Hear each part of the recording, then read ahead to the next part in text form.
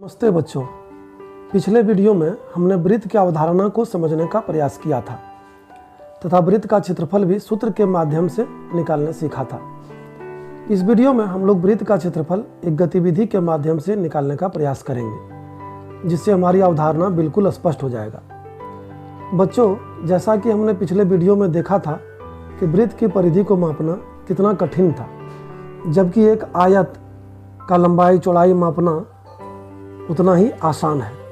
तो क्या हम वृत्त को आयत बनाकर या आयत का आकार दे सकते हैं? आइए हम ऐसा प्रयास करते हैं। हम एक 5 सेंटीमीटर त्रिज्या का वृत्त बनाकर इसे चारों ओर काटकर इसे अलग कर लेते हैं। देखिए, हमने ये वृत्त बना लिया है, इसे अलग भी कर लिया है। इस वृत्त पर व्यास रेखाखंड हम खींच लिए हैं। फिर चांद के सहारे प्रत्येक 15 डिग्री पर बिंदु देकर इसे चिन्हित करते हैं।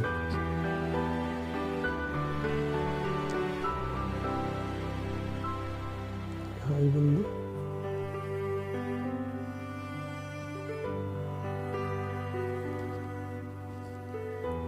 देखिए हम प्रत्येक 15 डिग्री पर ये बिंदु बना दिए हैं। अब हम इस बिंदु को स्केल के सहारे इस छोर से इस छोर केंद्र होते हुए मिलाते हैं।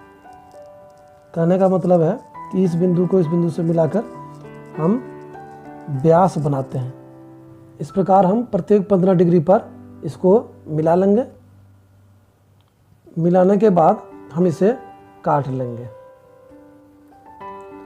देखिए, हम इसको काट चुके हैं।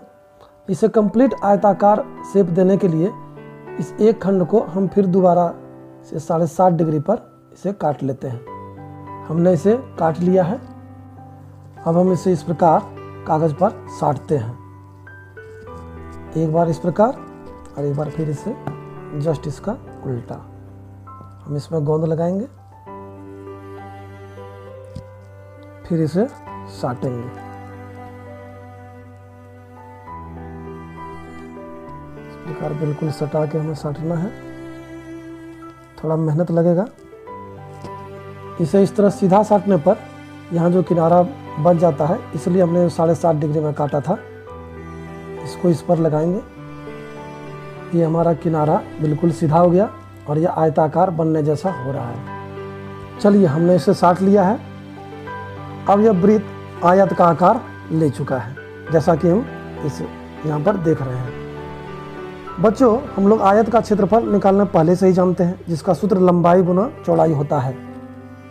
तो इस प्रकार हम गतिविधि के माध्यम से वृत्त का क्षेत्रफल निकाल सकते हैं। लेकिन बच्चों, ये गतिविधि बार बार वृत्त का क्षेत्रफल निकालने के लिए नहीं है। यह गतिविधि केवल वृत्त के क्षेत्रफल की अवधारणा को समझने के लिए है। वृत्त का क्षेत्रफल हम πr² सूत्र से ही निकालेंगे। आशा है आप गतिविधि के माध्यम से वृत्त के क्षेत्रफल से संबंधित अवधारणा को समझ पाए होंगे। धन्यवाद।